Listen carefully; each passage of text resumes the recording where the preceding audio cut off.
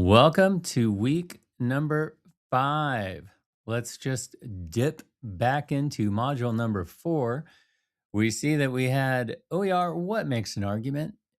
That's a fantastic OER that has a lot of the components and building blocks that we're going to be looking at and evaluating essays. We had a quiz, that's always fun.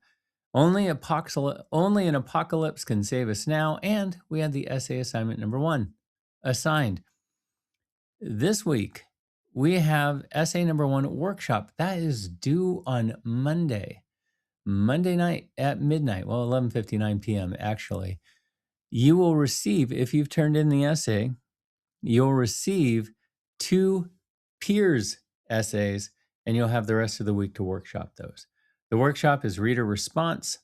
It's basically looking at the prompt itself and deciding whether you think that they've committed to the prompt and then or successfully answered the prompt. And then it's also applying the various ideas that we've looked at within backpacks versus briefcases and the rhetorical appeals and socio-historical context, which is assigned in module number 5.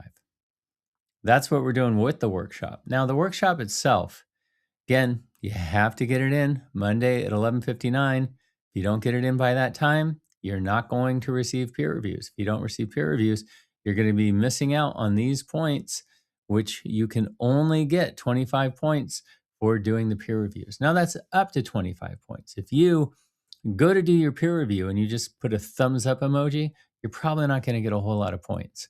You need to engage critically with the workshop draft. From there, it's basically 20 points per page up to 5 pages for 100 points. No source dump, no outlines. We're looking for actual essays that we can actually work on. The point being, we're doing a workshop, and it's hard to workshop outlines and weird stuff. So don't turn in outlines or weird stuff. With these, you have to make sure that you have a works cited. The works cited needs to be at the end. It needs to be a works cited. We're not doing footnotes. We're not doing sources. We're not putting hyperlinks. It has to be consistent with the guidelines of MLA. So a works cited.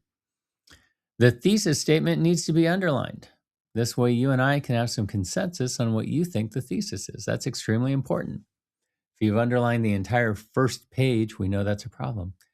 If you've underlined a question, that's a problem.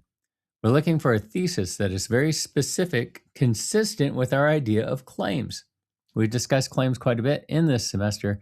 So ensure that you have a thesis that stands up, is tight enough for the scope of the paper, and it possibly could be argued the other way, right? Has to be arguable one way and the other. That's what we're doing with the workshop.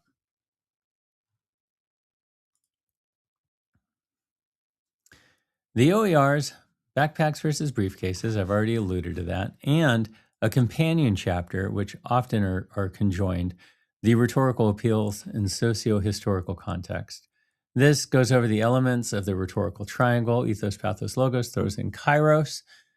We've discussed already the definition of the rhetorical triangle is not ethos, pathos, and logos. If you have a quiz, which we will, and that's on there, and you put ethos, pathos, and logos as the definition of rhetorical triangle, you're going to miss it.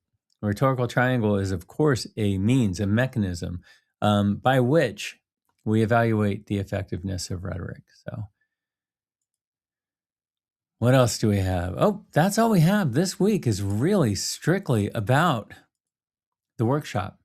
I really want you to concentrate on the workshop, get your workshop drafts in, engage with the workshop drafts, and ensure that you're giving solid feedback.